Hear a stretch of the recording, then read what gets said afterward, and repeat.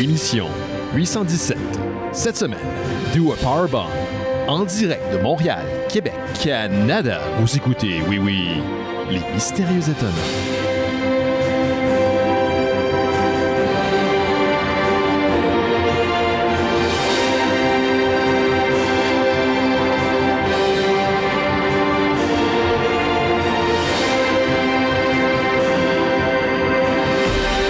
Bonjour à toutes et à tous, vous écoutez Les Mystérieux Étonnants, une émission en balado-diffusion consacrée au BD et à l'ensemble de la culture populaire. L'ensemble, tout. Benoît Mercier au micro et cette semaine, je suis entouré d'une équipe dont les membres vivent pour le kayfabe. Je vous les présente un instant. Le premier ne saute que de la troisième corde. Gauthier Langevin est avec nous. Bonjour Gauthier. Bonjour Benoît. Hey, en partant, je sais qu'on va en parler en deuxième moitié d'émission, mais merci. Pour la BD? Je te remercie pour cette bande dessinée. Ah, tant mieux. Je suis content que tu aimais ça. J'appréhendais... tu sais, je veux dire, tu sais, la lutte, là, quand tu parles de lutte, souvent, l'idée préconçue qu'on a, c'est que ça s'adresse seulement à des connaisseurs, des connaisseurs, tu sais, ou des gens qui baignent là-dedans, genre 24/7. Et ma foi, Do a Powerbomb, qu'on va... On va discuter on va parler en dernière émission, ouais, c'est ça. C'est vraiment... ça s'adresse pas seulement aux spécialistes. Non. C'est une très bonne porte d'entrée vers cet univers particulier qui est l'univers de la lutte. Écoute, puis en plus, moi, je me considère encore un mark, là, quelqu'un qui est un genre... qui est vert dans l'univers de la lutte. Un newbie, un wannabe. Puis il y a tellement de clins d'œil à cet univers-là que j'ai apprécié, que j'ai comme appris à apprécier avec les années en l'écoutant de la lutte le dimanche avec les gars sur Discord, les Discord des Mystérieux Étonnants, auxquels vous avez accès en échange de Patreon. Puis, écoute, puis je me demandais, j'avais peur que ça soit trop autoréférentiel, puis un petit peu un vase. Non, man, c'est vraiment une œuvre incroyable, puis je vais en parler, mais moi, à la fin, j'ai versé une petite larme. Ben c'est ça, on s'en reparlera, là, mais merci. Excellent. J'avais peur, là, mais j'ai capoté. Tu vois, des fois Gauthier, je commence une émission, puis je me dis, je trouve pas ma voix radiophonique. Puis là, aujourd'hui, je l'entends. Elle est grave. Je sais pas qu'est-ce qui fait que je l'ai aujourd'hui. C'est peut-être parce que tu es la seule personne avec qui j'ai parlé aujourd'hui. Ben oui, télétravail oblige. Mais on va faire une petite discussion, Gauthier et moi, automnale.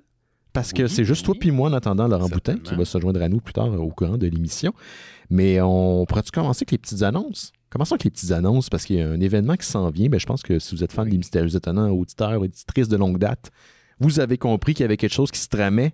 Puis il y a plus de détails à venir là-dessus. Mais rapidement, là, je vous dis ça tout simplement. Là, réservez votre date, votre lundi du 30 octobre. Il va peut-être avoir un événement spécial en début de soirée. Ce ne sera pas trop tard parce qu'on sait qu'on travaille le lendemain.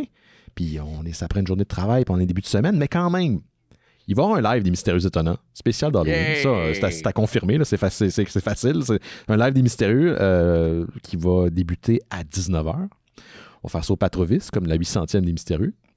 Et puis, on va finir ça vers autour de 2 heures plus tard. C'est 21h. C'est ça. Ouais, c'est ça. Belle petite salle, Patrick. Le fun. Cool. Pour ceux qui n'étaient pas là pour la 800e, là, c'est intime. On a vraiment l'impression de parler à du monde. Là, on se perd pas là, dans l'immensité d'une salle. Là. C'est pas... elle est belle aussi. Elle est cosy. Elle est fun. Ouais. Donc, pour la première fois, en fait, je réalisais ça parce que là, vous comprenez qu'on ne fait pas ça durant le week-end. Il y a une raison pour ça. Puis ça, je vais vous l'expliquer les prochaines semaines pourquoi on ne fait pas ça durant le week-end. Puis on fait ça le lundi, d'accord. Puis c'est le premier lundi à vie des Mystérieux Étonnants qu'on fait un show la journée qu'habituellement on enregistre. On n'a jamais fait ça en même temps. On n'a jamais fait un live en même temps que notre heure habituelle où on enregistre et on diffuse les lundis. Donc, ça va être live. Live, mais pas sur Internet, malheureusement. Là, ça implique un petit peu trop de gestion pour moi. Là. Puis je connais pas l'Internet de la place, mais on va s'enlever. Mais écoutez-vous pas, il y a bien des chances que vous arriviez comme le mardi matin puis votre podcast va être disponible comme à l'habitude parce que je suis assez craqué pour arriver à la maison puis l'éditer pour vous l'envoyer. Mais c'est ça. Ouais. Puis donc, premier live des Mystérieux depuis depuis la 800e, mais premier live d'Halloween des Mystérieux Étonnants depuis bien longtemps. Puis j'ai bien hâte de faire ça avec vous autres. D'ailleurs, je suis en train de travailler sur les derniers les derniers trucs pour le mois d'Halloween des Mystérieux Étonnants, parce qu'il va y avoir des films encore sur le Discord cette année, puis des activités. Ça fait qu'inquiétez-vous pas. La semaine prochaine, on est déjà rendu en octobre. Fait qu'on commence le mois d'octobre la semaine prochaine. Puis ça risque d'être un beau mois comme à l'habitude. T'es-tu excité de faire un live d'Halloween? Ça fait longtemps. Même les dernières fois, t'étais pas là, toi. La dernière fois, je pense que c'était dans la cour de Laurent Boutin. Mais un live devant tout le monde. Ah, un live devant le public, ça fait vraiment... D'Halloween, ça fait très, très longtemps. Je sais pas si la dernière fois, j'étais costumé en Steve Jobs ou en Snapes, mais j'avais pas de cheveux longs. T'étais, les cheveux rasés. Fait que j'ai eu besoin d'une perruque pour faire Snapes. Fait que ça fait longtemps. Puis t'étais rasé la barbe en plus. T'avais l'air d'un très, très jeune Gauthier. Ouais. Quand je rase ma barbe, je perds à peu près 5 ans. Entre 5 et 10 ans. C'est comme mon Joker. Comme quand je vais quand je vais être je vais avoir l'air vieux, je vais me raser la barbe, puis je vais gagner comme un 3-4 ans. C'est ça. Là, moi, c'était mon plan. Je m'attendais à faire ça comme autour de 70 ans, mettons. Puis là, genre, je t'ai écœuré de toute façon, porter la barbe. Fait que voilà, c'est ça la grosse annonce. Mais premier live d'Halloween des Mystérieux Étonnants en très, très, très longtemps, au moins 3-4 ans. En tout cas, ça date même d'avant la pandémie. Puis ça va être le 30, lundi 30. On va faire ça à partir de 19h pour laisser les gens partir plutôt tôt. Mais pour les gens qui vont vouloir rester, on me dit au niveau de la salle, on va pouvoir prendre une bière après. Fait que ça risque d'être pas mal cool. Puis je vais vous dévoiler la programmation d'Halloween des Mystérieux Étonnants la semaine prochaine, parce que dès la semaine prochaine, lundi, on est le 2 octobre. Septembre a passé vraiment très, très rapidement.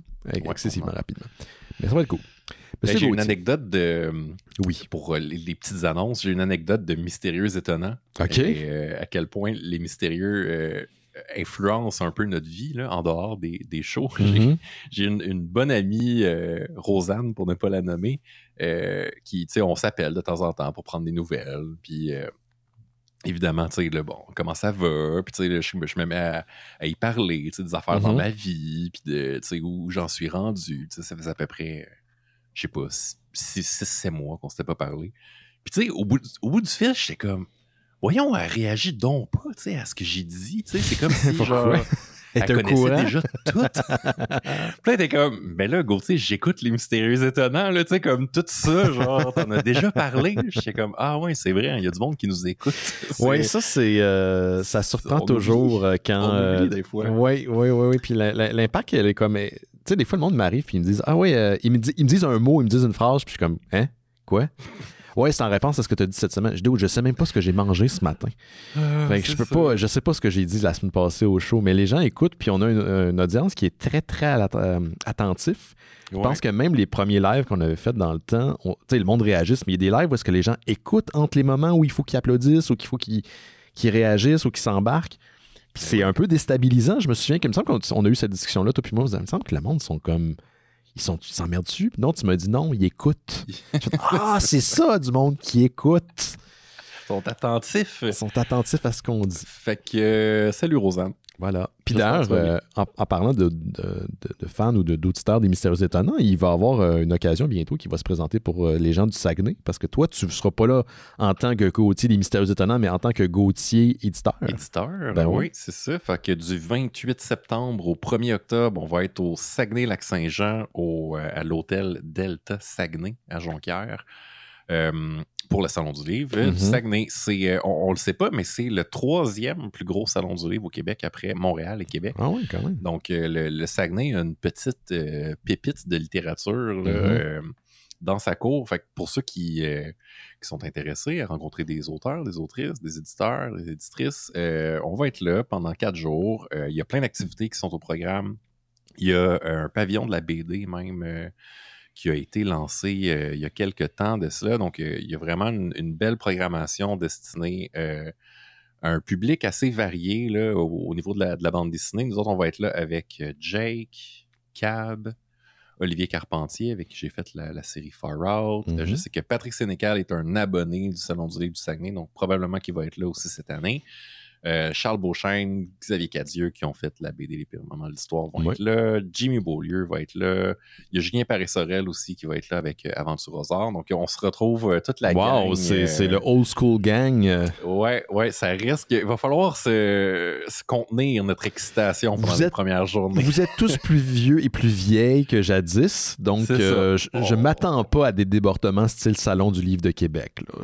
On espère, parce que sinon le dimanche va être très difficile. Puis on a plein d'activités. Je sais que le samedi soir, il y a un cabaret littérature coquine qui est organisé à 9h. Littérature coquine, qu'est-ce que ça implique, ça?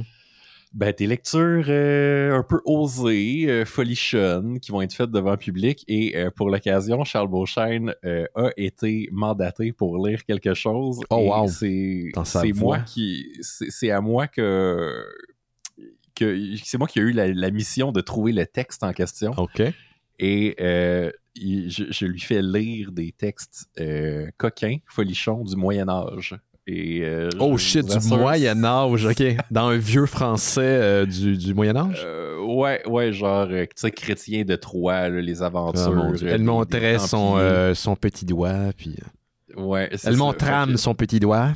Ça risque d'être plutôt comique, surtout avec le ton de Charles. Puis, ben, il y a du dessin en direct aussi au pavillon de la BD. Il va y avoir des tables rondes, conférences sur la bande dessinée. Fait que venez nous voir si vous êtes dans le coin. Je sais que il y a des gens qui se déplacent pas mal pour venir au Salon du Livre du Saguenay. Donc, bienvenue à tous et à toutes. Mais c'est la première fois, d'ailleurs, que tu y vas. Hein? C'est ça que tu me disais avant l'émission. Ouais, c'est ça. J'en avais toujours entendu vraiment en bien, j'en ai entendu parler en bien. J'étais déjà allé à Rimouski, en Estrie, mais ça n'avait jamais donné le Saguenay. Fait qu'on s'en va tester l'eau. Fait que si vous êtes fan des Mystérieux Étonnants ou fan des œuvres des artistes et des artistes qui ont été mentionnés par Gauthier, allez jeter un petit coup d'œil à la table de Front Froid. Et une nouvelle adresse, j'imagine, est là par extension aussi. Ouais, on va être les deux catalogues, Front Froid, nouvelle adresse. Parfait. Fait que ça, c'est durant le week-end qui s'en vient. Fait que ça, le lundi prochain, tu seras pas à l'émission, d'après moi, là. Parce que là, c'est le lundi, puis t'as un texte à écrire, tu me disais tantôt. Ouais, ça serait, je pense que je vais prendre une petite pause. Oui, okay. Ça serait sage. Ouais, c'est ça, là, je suis en train de calculer, là, parce que ça m'étonnerait que tu reviennes le dimanche puis que tu sois frais comme une rose pour le lundi. C'est un gros week-end, là, c'est beaucoup de monde à rencontrer et à serrer des mains. Oui, c'est ça. Puis tu sais, je suis comme, tu sais, j'ai pas de difficulté avec les gens, mais je suis pas quelqu'un qui est de nature extraverti. Ça veut dire, ça me prend quand même de l'énergie. J'aime ça. Mais ça me prend de l'énergie, tu sais, interagir avec les gens. Tu sais, il y a du monde que ça les nourrit. Moi, ça me prend quand même. Je peux-tu te poser une question? On est juste entre nous, puis il n'y a personne qui nous écoute. Il faut que je te pose une question. Puis bien sûr, je vais ramener ça à moi, parce que je suis la personne la plus importante, bien sûr. Puis c'est pas vrai, je ne pense pas comme ça du tout. Moi, comme toi, ça me prend beaucoup d'énergie, énormément d'énergie pour être en contact avec des gens. Puis là, je parle pas juste ce côté stress COVID. Là. C'est tout le temps été comme ça. Je suis pas un gars qui est social. En fait, j'ai pas grandi en étant entouré de beaucoup de personnes. Fait que j'ai pas eu cette habitude-là. Puis j'étais excessivement gêné quand j'étais plus jeune. Disons que je suis un introverti qui a appris à extroverti. Mais il y a une affaire que je catch pas. Puis là, on peut théoriser, là, mon ego sera pas blessé, OK? On pourrait se psychanalyser longtemps. Ouais. J'ai une question, là. J'étais au mariage de Jared Mann, de Space et de Rosie. Félicitations aux deux, d'ailleurs, ce week-end. Oui, puis des fois, j'étais juste assis tout seul parce que, oui, j'étais allé danser, mais des fois, ça me tente pas. Le monde sont allés fumer, je vais pas fumer. Puis le monde, ils viennent me voir, puis ils sont comme, t'es-tu correct? Je suis comme, ouais. Puis, mais le monde, ils me font tout le temps ça dans les parties. Qu'est-ce que je dégage? J'ai-tu l'air à me faire chier? J'ai-tu l'air comme être sur le bord de la crise de nerfs ou un truc comme ça? Il y a quelque chose que je dois dégager qui doit pas être kosher, là.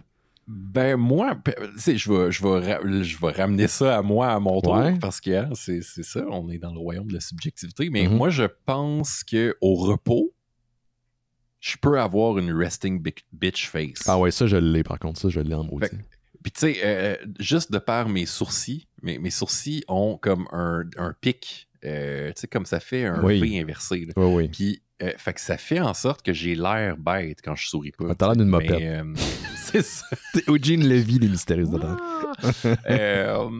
Fait que, ouais, puis c'est drôle, j'ai écouté une émission à Radio-Canada sur pas de l'importance, mais des bénéfices que de sourire par défaut, ça peut amener. Ouais, j'ai lu là-dessus. Je pense que c'était, comment il s'appelle? Donc, il y a un nom difficile à prononcer, là. Jean-Philippe Plot. Oui. Qui animait une émission de philosophie. Oui, ça a été brièvement mon réalisateur quand j'étais à Bande à part il y a genre 10 ans de ça. Super gentil comme ça. C'est ça, très chic type. Puis justement, tu sais, c'est pas quelqu'un qui avait l'habitude de sourire dans la vie, puis il a fait une expérience sociale. Fait que dès qu'il sortait à l'extérieur ou qu'il se déplaçait dans le métro, il prenait l'habitude de sourire aux gens. Puis, donc les regarder, excuse-moi je te coupe, mais les regarder ou juste sourire par défaut? Ben, tu sais, comme de la...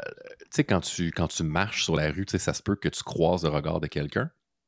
Donc, habituellement, tu sais, tu regardes la personne pendant une demi-seconde, une seconde, puis tu passes ton chemin. Moi, j'ai ça. C'est comme si... c'est comme si c'est l'équivalent de, justement, croiser le regard de quelqu'un. Si tu l'accompagnes d'un sourire, ça peut faire du bien. Ouais, attends, ça dépend du sourire. Parce que... Ben non, mais c'est ça, faut pas que ça soit creepy. Là, ça. Mais c'est juste que je pense que, puis même pour la personne qui reçoit le sourire, ça peut être le fun, mais pour toi, dans la vie en général, j'ai l'impression que ça peut faire du bien aussi, tu sais, que ton mode par défaut, ça soit de sourire, tu sais, sans être fake ou whatever, mais je pense qu'il y a une manière que ça soit fait de manière naturelle, que ça fasse du bien. Ouais, peut-être. Il y a peut-être un lien, je sais pas, corps-cerveau. Ça augmente. C'est drôle, il y a 2 semaines, j'étais dans le métro, puis je suis sûr là, à 80% que j'ai croisé Julie Payette. OK. Pour ceux qui ne connaissent pas Julie Payette, c'est une ancienne astronaute de l'Agence spatiale canadienne qui est devenue à l'époque gouverneur général du Canada.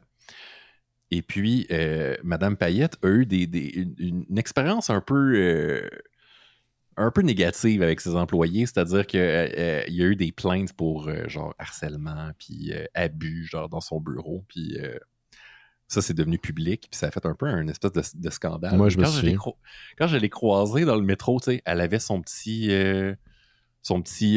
tapis de yoga, puis elle avait l'air bien, tu sais. Fait que j'y ai souri, puis elle m'a souri, puis j'étais comme, ah ben elle va mieux, tu sais, je suis content. Peut-être qu'elle va mieux. Je pense qu'elle est dans une meilleure des fois, les gens ont des passes aussi, là, tu sais, je veux pas justifier rien, mais ça peut arriver là aussi que ça va pas bien. Moi, je me souviens que mon ancien job, vers les derniers temps, là, j'étais comme pas super agréable. J'étais comme tanné de me répéter. Mais je sais pas, j'ai tant eu l'impression que je dégageais comme un gros malaise. Puis je suis comme... Je sais pas, j'ai l'impression que je rends les gens mal à l'aise. Ben essaye ça, fais comme Jean-Philippe Plot. C'est de la job. C'est de la job. Oui, c'est de la job. Oh, ça me tente pas. Fuck off. J'aurai de la mal à l'aise, c'est tout. En parlant de justement des pires moments de l'histoire, les ventes, ça va bien quand même. Vous avez une super belle couverture pour l'album. Oui, c'est incroyable. Tu sais, c'est vraiment rare que... Puis tu sais, il y a des questions de timing aussi souvent, puis de... Là, je pense qu'on a eu un bon timing, puis les gens avaient hâte que la BD sorte. Puis tu sais, ça a l'air de rien, mais Les Pires Moments de l'Histoire, c'est quand même un podcast qui est allé chercher comme 1 million de téléchargements. Ouais, c'est un excellent podcast là, à tous les niveaux. Ouais, c'est ça, qui se renouvelle, puis qui a des sujets qui sont vraiment super intéressants. Fait que ouais, on se maintient dans le top 20 des livres les plus vendus en ce moment. C'est cool, ça. Tout dépendamment que vous regardiez les palmarès chez Renaud-Bré ou les libraires. Mais ouais, on est vraiment super contents. Ouais, vraiment. Ça se peut qu'en tout cas, peut-être qu'elle va faire partie du mois d'octobre des Mystérieux Étonnants. Là. On sait pas, tu sais, je veux dire, rendu là. Peut-être qu'une personne interposée là, des auteurs. Fait que, ça se pourrait fort bien. Ben oui. Okay. Après ma petite pause, post-Salon du Livre. Post-Salon du Livre. J'ai fait référence à Jarrett Mann puis à Ozzy durant le week-end, puis les gens qui suivent les Mystérieux Étonnants durant le week-end. Il y a 2 secondes, là. Mais les gens qui suivent les Mystérieux Étonnants depuis longtemps savent qu'on est fans de Spasme. En fait, nous, on s'est un peu rencontrés grâce à Spasme aussi, Gauthier, puis les internets, c'est un peu à la même période. Ouais. Et je suis fan de ce festival-là depuis environ 2005-2006, année à laquelle Benoît, pas si jeune que ça, a découvert le monde quand il est rentré à l'université. Depuis ce temps-là, je suis le festival chaque année. Ben, c'est ça. Jared s'est marié avec Rosie, sa copine, durant le week-end, et je vais prendre le temps de les féliciter. Je l'ai fait en personne. Je suis allé dans un événement présentiel, messieurs, dames, et là, je suis dans le COVID Watch pour les prochaines à peu près 10 journées. Mais c'était vraiment super cool de voir. C'était très émouvant, en fait, de voir que la vie continue, que la vie t'amène des surprises. Moi, je connaissais un petit peu Rosie pour avoir travaillé chez Québec Cinéma il y a très longtemps de ça, qui est un organisme qui fait la promotion du cinéma québécois, qui organisait dans le taux, jadis aussi le gala Québec Cinéma, puis le festival aussi, le Québec Cinéma, RVQC. Mais je connaissais plutôt Jared, mais de les voir ensemble réunis, c'est vraiment un power couple. Puis en début de séance, parce qu'ils se sont payés le Théâtre Plaza pour célébrer leurs noces avec leurs amis puis des connaissances. Jared a fait du bruit là, pour Space. Bienvenue à Space, parce qu'à chaque fois qu'on le voit sur cette scène-là, il fait la promotion du Festival Space. Mais c'est ça. C'était juste, je voulais dire, souligner le fait que c'est un beau couple qui vient de souligner leur amour ensemble. C'était vraiment très, très beau. Félicitations à eux. Gauthier, veux-tu qu'on commence une nouvelle cette semaine? Certainement, on y va. Benoît. T'oublies tout le temps un jingle.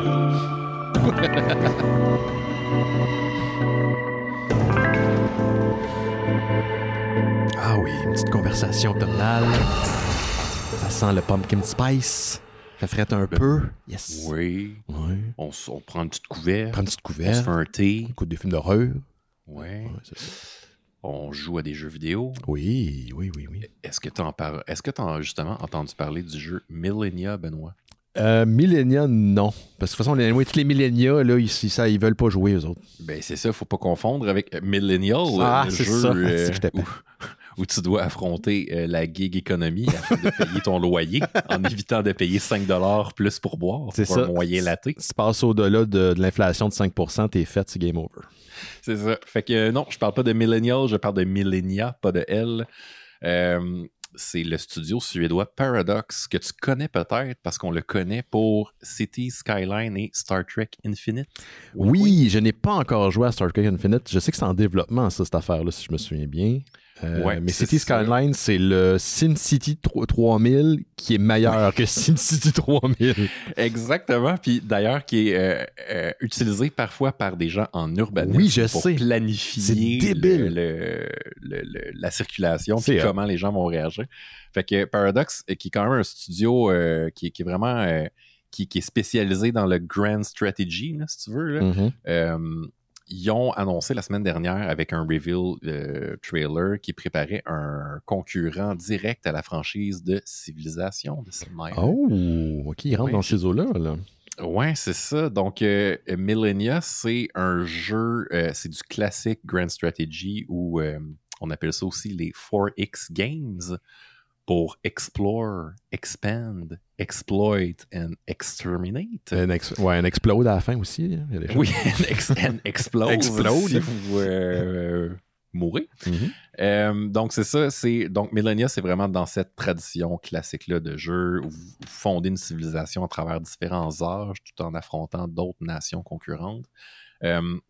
C'est un genre de jeu qui est assez niché, comme par exemple, si vous voulez une comparaison, Civilization 6 en ce moment, ça réussit à rassembler encore à peu près 60 000 joueurs. Ça a une communauté de fans excessivement fidèles. C'est une franchise qui est très, très, très appréciée des gamers depuis de nombreuses années.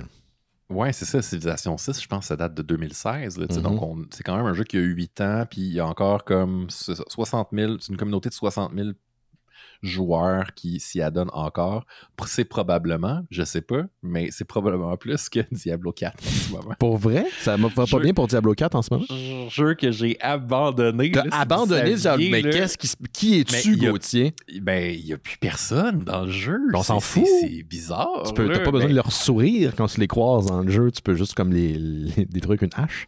Ouais, je sais, mais c'est vraiment répétitif, là, pour vrai. Ouais, ça, c'est... J'en parlais d'ailleurs avec quelques auditeurs du podcast dans un party récemment. Et puis, c'est ça. C'est passer le niveau 70, c'est super répétitif.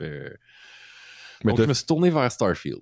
Oui, ben là arrêtez. Là. Ça, c'est l'univers qui me dit joue à Starfield, mais si je joue Starfield, je sais que je ne suis plus productif. C'est ça l'affaire. Puis là, j'ai plein de choses à faire. J'ai plein de choses à réaliser. Je peux pas jouer là. Ouais, je te comprends. Faut être, faut se discipliner dans ces genres de jeux-là. Mais c'est ça, des jeux comme Civilization 6, c'est un autre exemple de jeux qui sont comme hyper prenants. Moi, personnellement, j'ai passé des heures sur Civilization 4, 5, 6 au point d'avoir baptisé la franchise The Great Night Eater avec des Carpentier. Je vous garantis que j'ai raté des cours de cégep juste parce que je devais jouer juste un tour de plus. C'est ça. Olivier et moi, quand on était coloc, on a beaucoup joué à Civilization. Ouais. Moi, j'ai un beau-père qui était addict à Civilization 1 sur PlayStation 1. Oh shit. T'sais, on s'entend, c'est un jeu qui était le fun, mais qui était quand même pas élaboré comme aujourd'hui, là, pas comme les versions qui existent aujourd'hui. Puis il l'a acheté et jeté, je pense, au moins à 3 reprises. Ah ouais, parce qu'il était pas capable de s'empêcher. Littéralement, il était addict. Il jetait... Je pense qu'une fois, il l'a récupéré dans les poubelles. Une autre fois, il l'a rejeté puis il l'a retrouvé dans un magasin de jeux usagés. Mais il l'a fait au moins 2-3 fois facile. Puis il passait des nuits entières là-dessus, sur le 1. Mais c'est ça, j'espère qu'il va pas... en tout cas, il va pouvoir peut-être jouer à Millennia. Peut-être. Je le vois plus, il a laissé ma mère, fait que... C'est à cause de ça. C'est à cause de ça. Maudit Grand Strategy Games. Mais c'est ça, donc le reveal trailer de Millennia a été publié le 21 septembre dernier. Ça en dit pas beaucoup, mais pour ceux qui ont joué à Humankind, qui est un autre genre de jeu dans ce style-là, publié par Amplitude il y a 2 ans, ça ressemble pas mal à ça au niveau graphique, mais c'est un petit peu plus gritty, un peu moins coloré. L'aspect particulier de Millennia, selon moi, de ce que j'en ai vu et appris, là, c'est que contrairement à Civilization, où notre progression dans le jeu débloque des époques, donc par exemple, plus vous jouez, plus vous recherchez des technologies, plus vous pouvez débloquer en fait des époques comme classiques, médiévales, industrielles, après ça il y a l'ère de l'information, l'ère atomique. Dans Millennia, ce qui est le fun, c'est que vous débloquez des âges. Mais là, je m'explique, là, parce que époque puis âge, ça peut être un peu confondant. Là. Un âge, c'est pas nécessairement relié à une année ou c'est plus relié à un thème. Ouais, c'est une période. C'est plus eux, ce qu'ils appellent âge, là, je comprends qu'un âge, ça peut être une période, là, mais pour Millennia, un âge, c'est vraiment comme un thème. Par exemple, si vous battez beaucoup, que vos infrastructures sont pas trop développées, vous débloquez l'âge du sang, ou Age of Blood. La vidéo d'intro parle, entre autres, de comme l'âge des héros, des épidémies, et même du Rogue AI. Ça, c'est genre en ce moment. Wow. On a l'épidémie puis le Rogue AI en même temps. Ah, c'est ça. Quelle belle époque. Ouais, c'est moi, ça? Non, toi, t'es Blood, par contre. Ouais, toi, t'es Laurent Blood. T'es bien Blood. Ah, vous-même. Fait que je parle du jeu Millennia, Laurent, qui vient de se joindre à nous. Est-ce que tu jouais à Civilization, Laurent? Non, j'étais très peu jeu de stratégie dans ma jeunesse. Je trouvais ça trop... je sais pas, j'ai joué à Warcraft 2 beaucoup, puis après ça, j'avais plus tant le goût. Là. Genre, j'ai joué à Age of Empires 2, je pense, mais j'utilisais toutes les cheats. Là. Genre, j'attaquais les autres civilisations avec des décapotables qui tiraient du canon. Genre, j'étais comme moi. Là. Fait que t'allais à tes cours au cégep. Ça dépend. Aussi, j'avais des BD à lire. Là, ouais, là, c'est ça, priorité. C'est ça. Fait-tu un cours au cégep, excuse-moi, je t'ai jamais posé la question. Moi, ça? Oui. En littérature. Ah ben, regarde, t'es dans ton milieu. C'est ça. T'es sur ton ex. Oui pis non. Ça dépend à qui tu parles. Ouais, c'est ça. C'est dans le. En fait, là, j'espérais lire des livres et qu'on parle de bande dessinée un peu. On n'a jamais parlé de bande dessinée du tout. Puis moi, j'étais tanné déjà au secondaire parce que je trouvais qu'on tournait en rond en secondaire 4 et 5. Puis il seems que le cégep en littérature, c'était comme la révision de français de secondaire 3. Fait que. Wow. OK.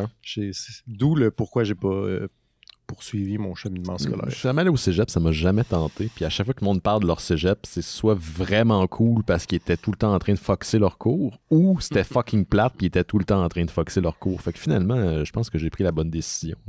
Ben, la radio étudiante, c'était le fun. Ben oui, mais ça, c'est clair. Ouais, chiller au café étudiant, j'ai bon souvenir. C'est ça. Toutes les scènes de chambre en ville, finalement, qui n'étaient pas à la maison. Ouais. Toutes les scènes de sitcom qui chillent dans un café à la place de travailler. Là. Genre dans Friends, ils font juste ça toute la journée. Je sais pas ce qu'ils font. Non, pas de job. Ben, c'est ça. Fait que, j'ai pas fini ma chronique. Je vais continuer. Vas-y. Un autre détail qui est pas dans la vidéo de reveal de Millennium, mais qu'un YouTuber qui a joué en Early Access a dévoilé. Quand vous débloquez un âge, vous l'imposez à tous les autres joueurs, ce qui est quand même vraiment intéressant, contrairement à Civilization 6 ou Civilization 5, qui était chacun pouvait débloquer son époque. Là, ça devient comme une espèce d'élément de stratégie qui se retrouve pas dans les autres jeux, qui peut être vraiment intéressant, je pense. Malgré tout ça, c'est quand même dans les détails que ce genre de jeu-là se distingue. Il y a tellement d'informations dans ce genre de jeu-là que le UI est super important. Ce que j'ai vu à date, ça m'a pas comme séduit tant que ça en termes de UI. Là. Dans quel sens? Tu trouves pas que c'est beau, dans le sens que c'était pas informatif? C'est très brun. C'est très brun, puis tu sais, avec des fontes un peu, genre, avec la sérif. Ouais, c'est ça. L'emboss. Ouais, ça fait un peu, là, tu sais, jeu du début des années 2000. Ça m'a un peu déçu. Puis Humankind se distingue vraiment par son UI qui est super léché puis épuré. Fait que je m'attendais à ce que, tu sais, les nouveaux jeux dans ce genre-là, comme suivent un peu cette voie-là. Malheureusement, Millennia semble pas vouloir emprunter cette voie-là. Il y a aussi l'intelligence artificielle il faut que ça soit une intelligence artificielle poussée, avec des réactions au comportement des joueurs qui sont variées puis surprenantes. Ça, d'ailleurs, contrairement au UI, c'était un point vraiment négatif de Humankind, où l'intelligence artificielle était vraiment pas assez poussée dans la première année de jeu, du moins. Je sais qu'il y a eu des updates récemment qui amélioraient un peu la performance de l'intelligence artificielle. Donc, on va voir quand le jeu va sortir. Il va falloir jouer. Il va falloir prendre en main le jeu pendant un certain nombre d'heures pour pouvoir voir si... De toute façon, tu vas l'acheter pareil. Tu t'en parles, mais il va l'acheter pareil, ce jeu-là, c'est sûr. Ça se peut. Ça doit sortir en 2024, donc on a le temps de rejouer à quelques tours de Civilization 6 et Humankind, si vous voulez. Il y en a eu 6. Ouais, j'ai eu la même réaction dans ma tête. C'est comme 6. Il y en a eu 4. Ben oui, franchement.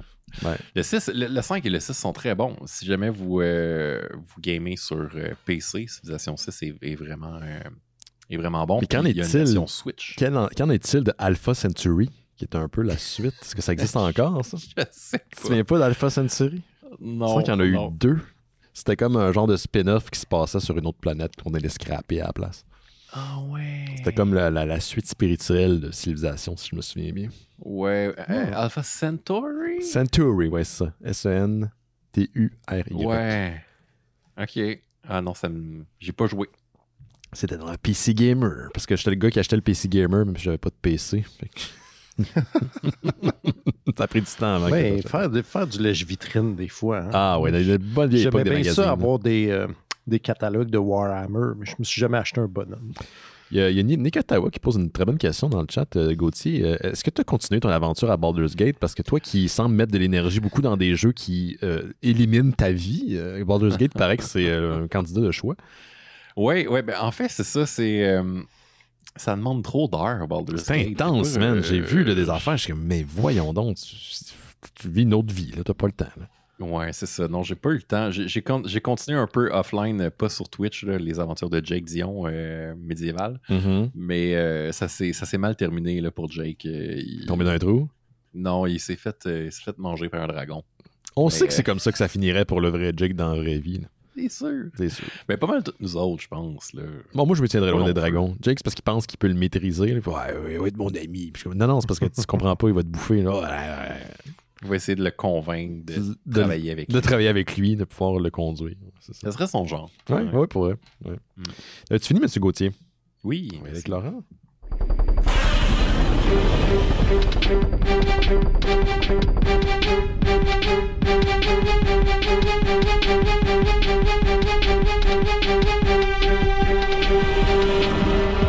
T'as-tu dit à ta copine que t'avais un thème, Laurent? Je pense qu'elle a entendu la première fois que tu le fais jouer. OK. Elle écoute. Ah oui, elle écoute l'émission. Oh, faire attention à ce qu'on dit. Ben, pas tout le temps, pas tout le temps, souvent. OK. Ouais. Moi, je vais partir avec une nouvelle triste. La semaine passée, avec mon collègue Émile, on se disait, voyons, il fait quoi Joe Matt, là? Et on serait dû pour un nouvel album parce que son dernier, Spent, est sorti en 2007. Je sais pas si vous vous rappelez de Joe Matt. Ça me dit quelque chose, oui. C'est un des pionniers de l'autobiographie là, à la Quarterly 90s. Ici, avec l'autre dude là, qui est super creep, là, qui a fait Pay for It. Là. Ouais, exact. C'est un ami de Chester Brown puis de Seth, puis c'est un des plus intenses dans ce que j'appellerais l'autobiographie dépréciative. Oui, le flagelle biographique. Là. Exactement. Puis, faut croire qu'on y a trop mis la pression, moi et mon collègue, à distance, parce que le lendemain, on a appris qu'il était mort d'une crise cardiaque à sa table à dessin. Ouais. Fait que je suis désolé tout le monde d'avoir provoqué la mort de Joe Matt au jeune âge de 60 ans quand même. Ouais. Fait que c'est bien triste, c'est ça. C'est comme j'ai vu beaucoup de choses en ligne là, de gens qui se réclamaient de son influence et tout, parce que c'est ça, il y avait personne qui allait dans en tout cas, se traiter comme la marge comme ça. Là. Genre, c'est ça. Son dernier livre, c'est 200 pages de lui qui est enfermé chez eux dans une maison de chambre, qui veut tellement pas croiser ses colocs que genre il fait pipi dans une grosse jarre dans sa chambre qu'il va vider une fois par jour, puis qui passe ses journées à éditer des films pornographiques sur genre avec 2 VHS de façon à ce qu'on voit jamais la face d'un gars parce que ça l'écœure un peu.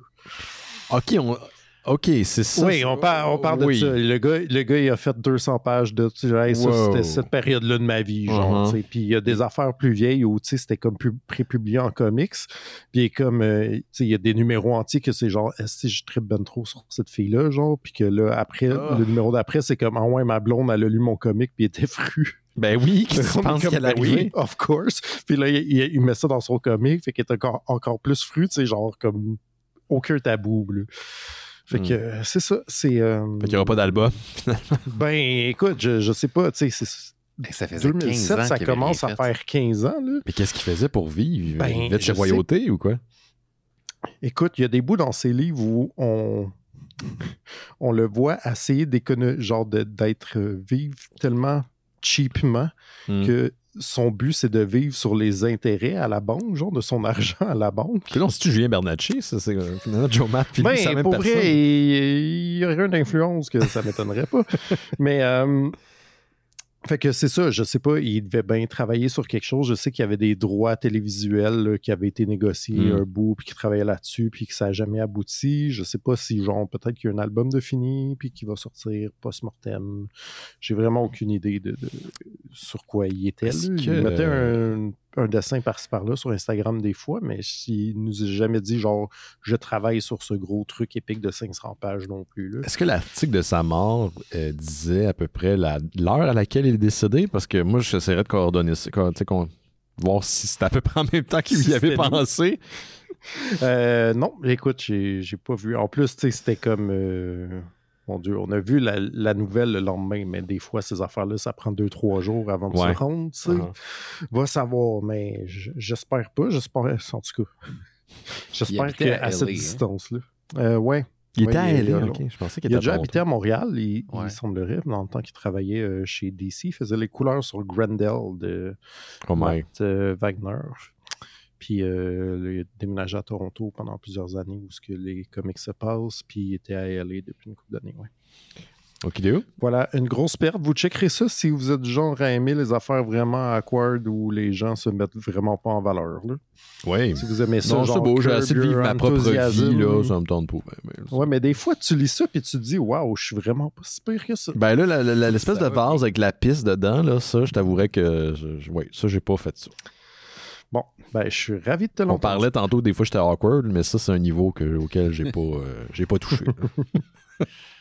Mais tu sais, c'est dur aussi, tu sais, des fois, je veux dire, le gars, il met ça dans son livre, mais tu sais, comme peut-être qu'il en met full, peut-être que c'est aussi son autobiographie de sa perception, mais que dans la vie, il est bien correct, tu sais. Peut-être. Des fois, les gens sont tough avec eux-mêmes. C'est vrai. C'est vrai. Soyez doux avec vous-même. Soyez doux avec vous-même. Puis aller faire pipi dans les endroits qui sont faits pour ça. Approprié, ouais, c'est ça. Ça, c'est une autre bonne... Un très bon conseil, ça, Laurent. Merci. Très bon conseil ce lundi. Il devrait être coach de vie. Laurent Boutin, coach de vie. Pas pire, ça. Hey, est-ce que tu te souviens, Laurent, de l'épisode 638? Oui, il est revenu sur forme de POC. Ah, il me semblait bien. Je l'attendais. L'épisode 638, pas le droit de googler. Est-ce que tu t'en souviens? Par cœur, comme ça, comment? On est quoi aujourd'hui? Là? On est, je sais plus. On est en 2020, right? Oui. OK, aujourd'hui, c'est 817, si je me fie à l'en-tête. 638, ça fait donc un méchant gros bout. Un petit bout, mais considérant qu'on fait une cinquantaine d'épisodes par année, ou une quarantaine plutôt... ça fait comme 4 ans. À peu près, ouais. Ben, à cet épisode-là, je vais te rassurer, je vais te donner la réponse. On a parlé de l'adaptation du scénario de William Gibson d'Alien 3 qui n'a jamais été produit parce que William Gibson avait écrit un scénario pour Alien 3, puis je ne sais pas ce qu'il y en est du scénario comme tel, mais l'adaptation en BD était pas bonne. C'était pas bon pantoute. C'était très décevant. Je me rappelle de rien à part qu'on n'était pas content. C'était comme une passe de cash. C'en était gênant. Je pense que Gauthier, tu l'avais relu plus tard. Puis tu l'as lu, hein, right? Parce que toi, tu es un fan de William Gibson. J'ai refusé de lire cette bande dessinée. À votre conseil, d'ailleurs, je vous avais demandé si vous aviez aimé ça, puis vous m'aviez dit, lis pas ça, c'est de la merde. Non, c'est ça. J'aime tellement cet auteur-là, je me suis dit, bon. Puis c'est pas juste le scénario, là, au niveau du visuel, l'art était assez ordinaire. Là, puis pourtant, tu te dis, voyons, c'est William Gibson, c'est un des pères de la science-fiction. Il a laissé sa marque, on va mettre le paquet pour l'adaptation de son scénario qui n'a pas été produit. Puis finalement, ça n'a pas été bon. Tout ça pour dire que Alien, c'est une franchise qui ne cesse d'évoluer. Elle a été déclinée en comic book. Ouais, tu mets des guillemets parce que ce qui se fait chez Marvel en ce moment, c'est pas génial, mais il y a eu des comics. Évoluer. T'évolues, tu changes. Elle mute. Elle change. Elle évolue. Okay. Puis, elle est en comic book, elle a été déclinée aussi en roman. Il y a tout un pan de l'univers d'Alien qui existe, puis qui est comme canon dans son propre univers à lui, là, les livres d'Alien. Puis...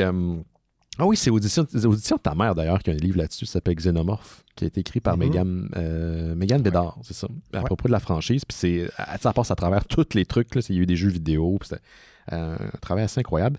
Ben, il y a un truc qui s'en vient, puis tu sais, il n'y a pas juste de la merde dans les comics d'Alien, mais il y a un truc qui s'en vient, moi, qui m'intrigue un peu, parce que ça se veut une suite à Aliens de James Cameron et à Alien 3 de David Fincher, et qui est centré autour du personnage de Bishop. Donc Bishop, qui est l'androïde qu'on voit dans Aliens et brièvement également dans Alien 3. Donc, il va y avoir un livre qui se veut une suite à ces deux films-là, qui s'appelle... voyons, je vais juste retrouver le titre. Je l'ai perdu, voilà. Alien Bishop, tout simplement. Donc, c'est écrit par un certain T.R. Napper, et on est quelques temps après les événements de Alien 3. Il est ramené en ligne par son créateur pour essayer de récupérer les connaissances qu'il a à propos des xénomorphes. Fouillez-moi pourquoi, mais il réussit à se sauver et il est traqué par des Colonial Marines comme on a vu dans le 2, comme dans Alien 2. Donc ça sort en décembre, le 12 décembre 2023. Puis comme je vous dis, il y a eu plein de livres, il y a eu des livres qui étaient meilleurs que d'autres, mais je suis curieux de voir ce que les gens vont dire. Ça va être publié chez Titan Books.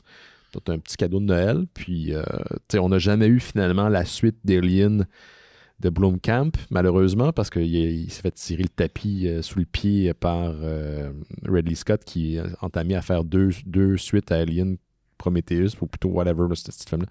Puis ça juste comme c'est mouru. Donc peut-être on va avoir une genre de suite en bonne et due forme, peut-être pour compléter la boucle d'une certaine manière, sauf que ça ne sera pas à l'écran, mais bien en livre. Fait que ça s'en vient, Alien Bishop, 12 décembre 2023.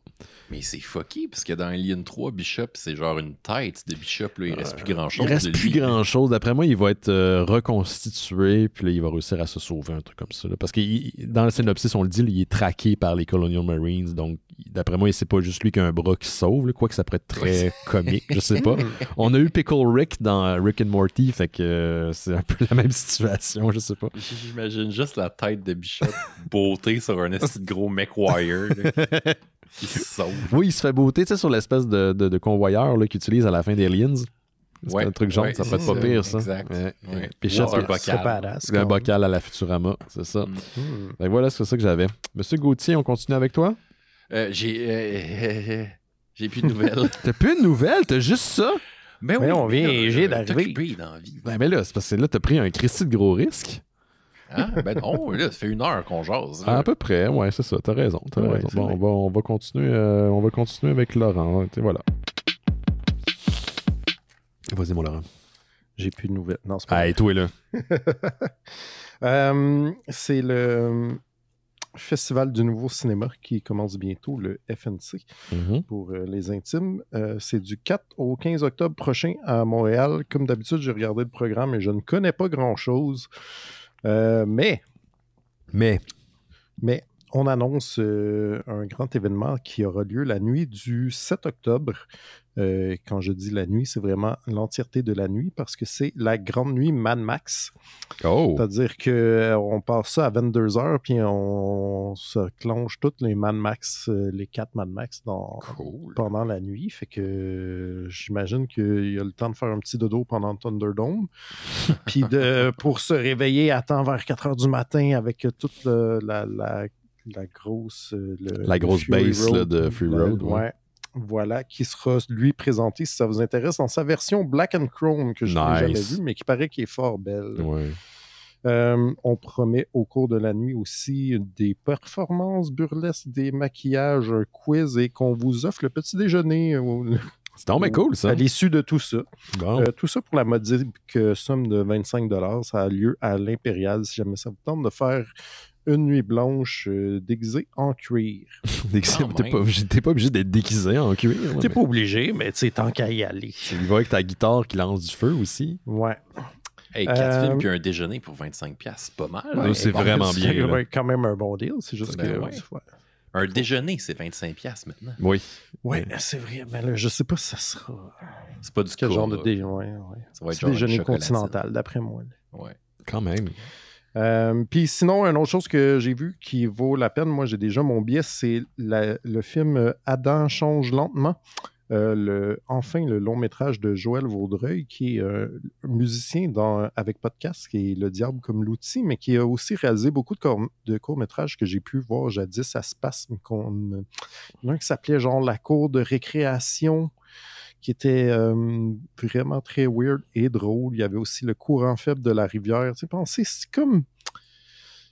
comme si Henry puis sa gang, il y avait un côté genre fantasy awkward weird, genre. Fait que il a gagné. Ouais.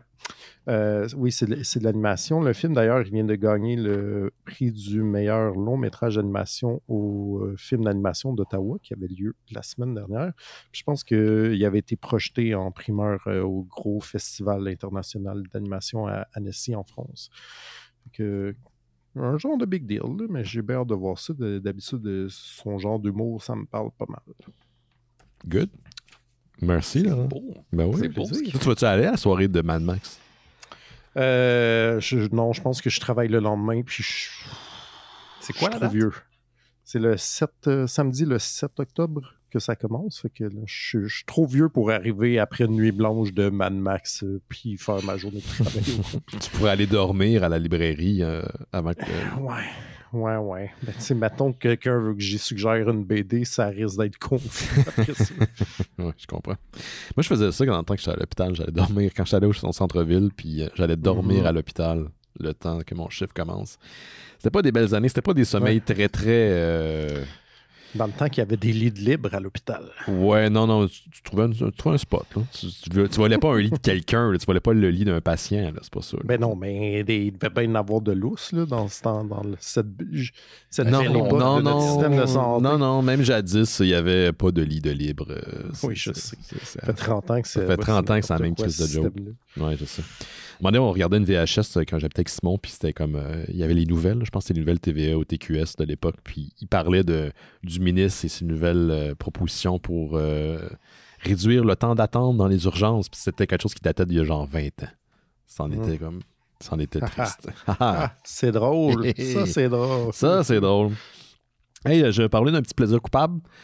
Parce que moi, quand j'étais jeune, j'allais chez ma grand-maman, puis on écoutait les Colombo, on écoutait les Perry Mason. Oui. Je vous rappelle qu'elle disait, moi, ce monsieur-là, ça ne me dérangerait pas qu'il mette ses pantoufles en dessous de mon lit. Ça voulait dire qu'il était dans son lit. Perry Mason ou Colombo? Perry Mason. Elle aimait bien Perry Mason. Je pense qu'elle avait un petit fétiche de barbe. Puis, je pense pas que je sais c'est qui Perry Mason. Come on, Perry Mason, dude. En ce moment, il y a une série prequel. Oui, c'était un avocat qui enquêtait aussi. Il était l'homme de fer. Il faisait l'homme de fer également. Mais donc, la troisième série qu'on écoutait, c'était Murder, She Wrote, qui mettait en vedette Lauren... c'était Angela Lansbury, la légendaire, qui est décédée il n'y a pas si longtemps. Ouais. Puis c'est une série qui a duré quand même longtemps, qui a été diffusée sur CBS aux États-Unis pendant 12 saisons, de 84 à 96. Puis après, il y a eu environ 4 téléfilms de 97 à 2003. À son dans sa plus importante vague de popularité, il y avait 25 millions de personnes qui écoutaient en direct Murder, She Wrote. C'était populaire. C'était excessivement populaire. Et pour les gens qui ne se souviennent pas de la série ou qui étaient peut-être trop jeunes à l'époque, c'était Lansbury incarnait une autrice qui écrivait des romans mystères qui elle-même se retrouvait dans des situations. Elle devait enquêter sur des meurtres ou des crimes que la police avait bien de la misère à résoudre. Elle vivait dans une petite ville du Maine une ville côtière qui s'appelait Cape Cod. Cape Cod ou Cape Cod, quelque chose de même. Cape Cod. Ouais. Puis, comme les chips. Comme les chips, exactement. Puis, en fait, le personnage est devenu synonyme de Angela Lansbury. C'est comme ta voix, puis tu vois le personnage là, de Murder, She Wrote. Eh bien là, il va y avoir un film qui est en préparation. Qui était d'ailleurs en préparation avant la grève des scénaristes, qui, semblerait-il, pourrait possiblement se conclure bientôt. Hein? Oui. On a vu ça aujourd'hui. Hier, ça a été annoncé. Une entente de principe pour les scénaristes. Exactement. Là, il faut qu'ils écrivent le contrat. Et là, il va avoir à négocier peut-être sur le contrat, là, parce que des fois, comme on dit en anglais, le wording, la façon que c'est phrasé, peut amener d'autres petits problèmes. Mais théoriquement, il y a une entente de principe. Mais donc, le projet est déjà en développement du côté d'Universal et les scénaristes, ces deux scénaristes, Laura Shoken Blum et Rebecca Angelo, qui sont en train d'écrire, ou qui écrivaient plutôt le scénario avant la grève. Et là, ils vont reprendre, j'imagine, du service bientôt. On n'a pas plus de détails. On ne sait pas qui va incarner le personnage de Murder, She Wrote. On ne sait pas qui va non plus le réaliser le film. Mais je trouvais ça inusité parce que fut une époque, il y a certains personnages on ne pouvait pas voir personne d'autre les incarner. Kirk, c'était William Shatner. Leonard Nimoy, c'est Spock, puis il n'y a pas personne d'autre qui peut les incarner. Puis maintenant, on est rendu à 3 acteurs qui les ont incarnés. C'est les deux, autant Spock que Captain Kirk. Donc, éventuellement, Lansbury va être pas remplacée, mais elle sera... quelqu'un va suivre dans ses pas. Qui pourrait jouer le rôle de Lansbury? Écoute, je me suis demandé s'ils vont pas la rajeunir. Puis, je ne veux pas faire de l'âgisme, mais j'ai l'impression que s'ils veulent partir une franchise, est-ce que c'est dans cette voie-là qu'ils vont aller? Mais oui, bonne question. Qui va incarner son personnage? Moi, je verrais, parce que le true crime, puis les mystères, puis les fictions entourant les enquêtes reprennent vraiment beaucoup de popularité en ce moment. Là, on voit avec Glass Onion, Only Murders in the Building, avec Martin Short et Steve Martin, qui est vraiment super bon. J'ai pas vu encore, c'est ça. Lansbury avait un caméo dans Glass Onion, d'ailleurs. Il était sur le Zoom call avec Benoît Blanc. Ah oui, avec Natasha Lyonne. Puis, il y avait du caméo de crime thriller, c'est ça. Ah ben oui, c'est vrai, Natasha Lyonne qui joue dans Poker Face. Poker Face, qui est excellent aussi. Mais dans la 3e saison de Only Murders in the Building, il y a Meryl Streep qui joue un personnage. C'est vrai, c'est pas fou ça. Je pense qu'elle serait vraiment bonne dans une adaptation de Murder, She Wrote. Mais bon, faut la payer après. Hein? Oui, c'est ça, là, à un moment donné. C'est ça. Elle coûte-tu si cher que ça? Ben là, je pense que il n'y a pas tant que ça de budget dans Only Murders in the Building. Mettons, je pense que c'est des projets de cœur, les gens qui sont là un peu quand même. Oui, d'ailleurs, la distribution de la saison 3 n'a pas de bon sens. Là, si vous l'avez, je sais, là, à chaque épisode, j'ai comment? Il est là, lui. Ouais, Paul Rudd est dans... J'allais faire une joke, est-ce que Paul Rudd est là, puis Paul Rudd est là? Paul Rudd a un gros rôle dans la saison 3. On pourrait rôle dans la saison 3. Mettez Paul Rudd dans mes céréales. Il n'y en a jamais assez de Paul Rudd. Il y a d'ailleurs une blague du fait qu'il vieillit jamais dans la saison 3. Ils n'ont pas vu Ant-Man 3 parce que... Ouais, c'est vrai. Oui. Non, je ne ferai pas de Gauthier Langevin sur la saison. Ouais, on va pas spoiler. Merci, je suis pas à jour. Juste revenir 2 secondes à Murder, She Wrote, parce que c'est la vie, là, mais sans blague, c'est du comfort food, un peu comme quand tu réécoutes Colombo. J'ai croisé notre ami Nick qui a fait les nouveaux jingles des Mystères Étonnants ce week-end au mariage de Jarrett et Rosie, et il me disait qu'il écoutait Colombo en français et en anglais, juste l'audio dans son auto. Puis au début, j'étais comme... c'est donc bien bon. J'étais comme, hey, c'est vrai. C'est tellement comme quelque chose... Il y a comme de quoi dans l'audio qui est super familier puis réconfortant. Puis il y a une voix envoûtante aussi. Oui, puis même dans la version francophone, tu sais, moi, j'ai grandi là-dessus, fait que je l'associe au personnage automatiquement. Mais Lansbury, où je voulais aller avec Murder, She Wrote, c'est qu'il y a une chaîne que je suis qui s'appelle Pushing Up Roses, qui est une toute petite chaîne. C'est une chaîne YouTube qui n'est pas hyper populaire, mais quand même un following, qui est très dédié, et la dame qui est derrière la chaîne fait des reviews d'épisodes de Murder, She Wrote, et c'est succulent. Il y en a qui n'ont pas de bon sens. Tu sais, à un moment donné, c'est quand tu fais une série pendant 12 ans, c'est sûr qu'il y en a qui ne sont pas excellents. Puis elle est vraiment bonne. Puis tu vois que Lansbury, elle avait du fun. Elle a tout fait dans cette série-là. Fait que si vous voulez, je ne suis pas nécessairement réécouter la série au complet, mais voir un peu de quoi ça avait de l'air. Si vous êtes trop jeune, vous n'avez pas connu ça, allez voir la chaîne Pushing Up Roses. C'est super bon. Puis juste conclure avec ça, Lansbury a gagné, ou pas gagné, a été nommé pour toutes les saisons de Murder, She Wrote dans la catégorie actrice principale d'exception pour une série dramatique. Donc, c'est quand même une carrière exceptionnelle. Quand même. Ouais, wow. Voilà. Mais malheureusement, je vais décider l'année passée. As-tu déjà gagné? Je pense que non, malheureusement. Ça, c'est ça qui est un peu dommage. Il te restait quoi, toi, M. Laurent? Parce que Gauthier, il a botché cette semaine. Bon, ouais. J'ai une petite nouvelle, en fait, sur laquelle on ne sait pas grand-chose encore, mais cette semaine, l'autrice Caton, dont on parle souvent à l'émission, a annoncé que le FMC, c'est le Fonds des médias canadiens, et la SODEC avaient autorisé le financement d'une série télévisée basée sur son chef-d'œuvre, Les Ananas de la colère. Ah yes, c'est cool ça. On ne sait rien à part que ce serait une série télé avec des vrais acteurs, mais je rappelle que... Des vrais acteurs? Ah ouais. Avec des vrais acteurs. Shit, nice, bravo. Ouais, puis c'est ça. On rappelle que c'est une enquête justement très Colombo-esque qui se passe dans le fameux quartier Tiki de Trois-Rivières. Donc, j'ai vraiment... Écoute, bon, ça a un financement, fait qu'on parle sûrement de au moins 2-3 ans encore avant qu'on voit ça, mais je trouve que c'est quand même une nouvelle vraiment excitante. Puis c'est vraiment un livre qui pourrait bénéficier d'un world building là, encore plus grand. Là, ben oui, c'est ça. Qui serait le fun. Là, fait que je suis ravi de cette nouvelle. Et on en avait parlé, Laurent, à l'émission, à l'épisode 584, le 4 février 2019, en pleine pandémie. Je me souviens qu'on avait eu du fun. 2019? Ouais, 2019 quand même. Mais ouais, c'est ça. Je me souviens qu'on avait bien trippé sur cet album-là. On avait bien aimé ça. C'est vraiment un livre le fun. Ouais. Moi, je sais pas s'ils pourront faire un mash-up avec son autre livre, Les Aventures de Scooby-Doo. Ah, c'est que j'aime ça, Les Aventures de Scooby-Doo, man. Il va falloir le caster de façon exemplaire parce que ça, c'est des grosses... Un petit caméo.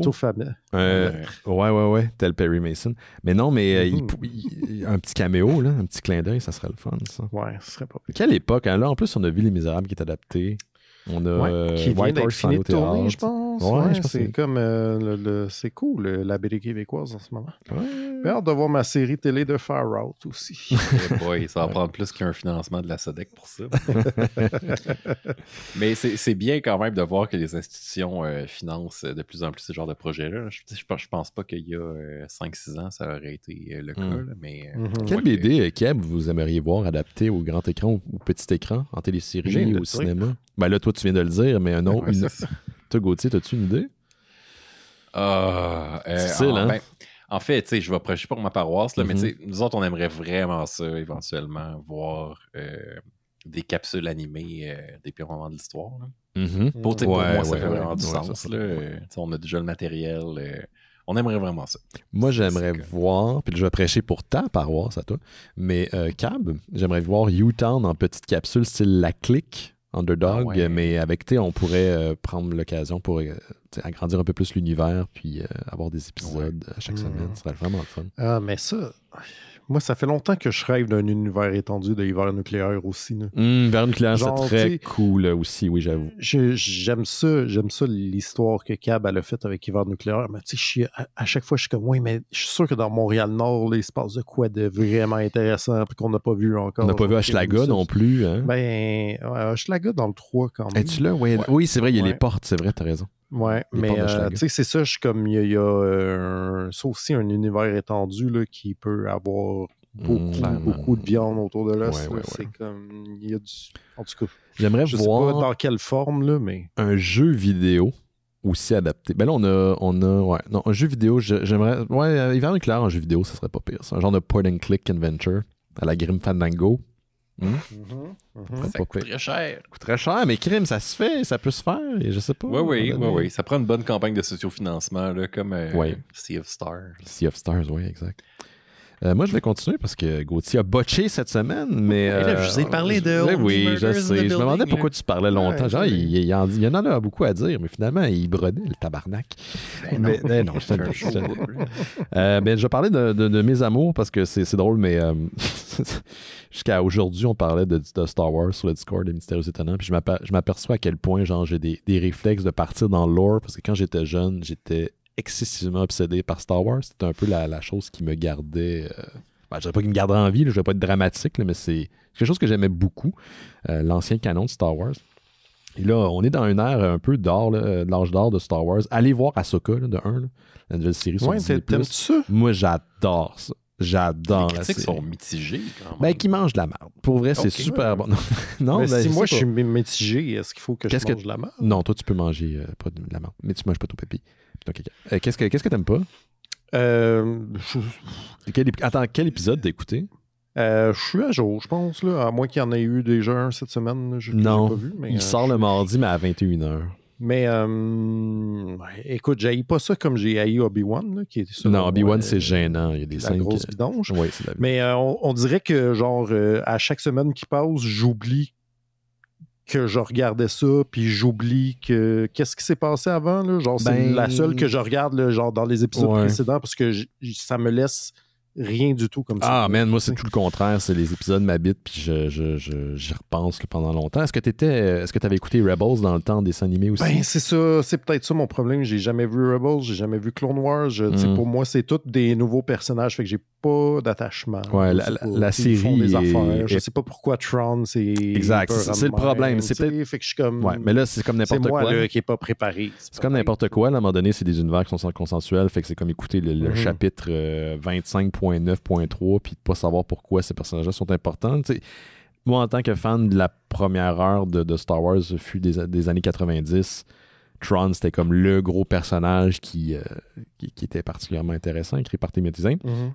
Fait que c'est comme si je retrouvais des... Mais c'est au-delà de ça, c'est au-delà de la fascination de le voir en live action. Je trouve que c'est meilleur, je trouve, que les derniers films, d'un. Puis ça... Je sais pas, ça développe le lore, je trouve qu'il y a du cœur. C'est le premier casting pratiquement entièrement féminin aussi, en passant. Là. Ouais, ça n'a pas été marketé comme ça, mais quand tu écoutes la série, à un moment, tu fais « Ah oui, c'est vrai, c'est comme la distribution complète, c'est juste des femmes. » Puis non, j'ai bien aimé ça. En tout cas, ça pour dire que on est un peu dans un âge d'or de Star Wars. Et je vous avais parlé une couple de semaines de ça, que Donald Glover est en train de travailler sur une série basée sur le personnage de Lando avec son frère, Steven Glover. Et pendant, je pense, la semaine dernière, ou il y a 2 semaines environ, j'en avais pas parlé, ils ont confirmé que le projet était devenu maintenant un film à part entière. Ils ne peuvent pas travailler encore sur le scénario parce qu'encore une fois, grève des scénaristes, mais l'annonce avait été faite quelque chose en mai. Et là, le projet de passer à un autre niveau, c'est sûr que Glover va réincarner le personnage de Lando Calrissian qui avait incarné en 2018 dans Solo, que j'avais bien aimé, moi, Solo. Je trouve que les gens avaient été très durs avec ce film-là. Donc ça, c'est mon premier truc de Star Wars. Deuxième truc de Star Wars. Attends, c'est-tu une bonne ou une mauvaise nouvelle? Pourquoi ça serait une mauvaise nouvelle? Quand ça passe... Ben non, mais quand ça passe d'une série à un film, tu veux dire? Oui, dans le sens qu'il va y avoir moins d'histoires, mais en même temps, il va être mieux filmé. Ça dépend comment qu'est-ce que ça implique, je pense pas que ça implique nécessairement que ça va être mieux filmé. Là. Fut un temps, la télé et le cinéma avaient des marqueurs plus important aujourd'hui, c'est plus vraiment vrai, à moins que vous écoutez justement Obi-Wan, parce que là, il y a des scènes dignes de fan-film, mais aujourd'hui, les téléséries peuvent compétitionner, personnellement, je trouve, visuellement avec certains films. Tu peux peut-être, ça dépend comment tu le prends. T'sais. Donald Glover a déjà dit souvent que lui, il n'était pas intéressé à reprendre le personnage de Lando, à moins qu'il y ait vraiment un projet qui allait tenir à cœur. Donc, parce qu'il a carrément dit parce qu'il veut que l'histoire soit intéressante puis il veut pas perdre son temps. Donc, s'il est attaché au projet puis ce projet-là est devenu un film, ben, peut-être qu'au niveau scénaristique, ça faisait du sens. Fitait mieux, ça collait plus. Donc, c'est comment vous le prenez, là. Moi, je pense qu'il n'y a rien en ce moment qui peut dire que c'est mauvais, là. Je savais juste pas si, mettons, en termes de production, c'était un upgrade ou un downgrade. Non, c'est juste... Ça change. Moi j'essaie de pas m'embarquer dans ce genre de spéculation-là parce que c'est comme... Il y a 10 000 personnes qui ont pris 10 000 décisions pour 10 000 raisons, puis on n'a pas accès à ça. Fait que j'essaie de le voir de façon positive. Il est attaché au projet. Il y a des gens dans le passé qui ne voulaient pas faire quelque chose qui ne l'intéressait pas ou qui a fait perdre son temps. Ouais, là, pourquoi pas. Okay. Sinon, l'autre nouvelle, puis ça, c'est juste, on est encore dans l'univers de Star Wars, mais c'est pas lié du tout à ce que je viens de vous parler. C'est David S. Goyer, qui est un scénariste que le monde aime détester. Il écrit autant du bon que des trucs un peu weird.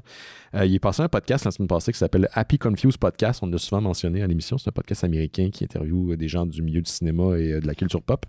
Et il a dévoilé qu'il y a quelques années de ça, environ 8 ans de ça, il a travaillé sur un scénario de film qui impliquait Guillermo del Toro. Donc, et sans dévoiler de quoi il s'agissait exactement, mais que Guillermo del Toro était attaché au projet en tant que réalisateur. Finalement, ça n'a pas eu lieu.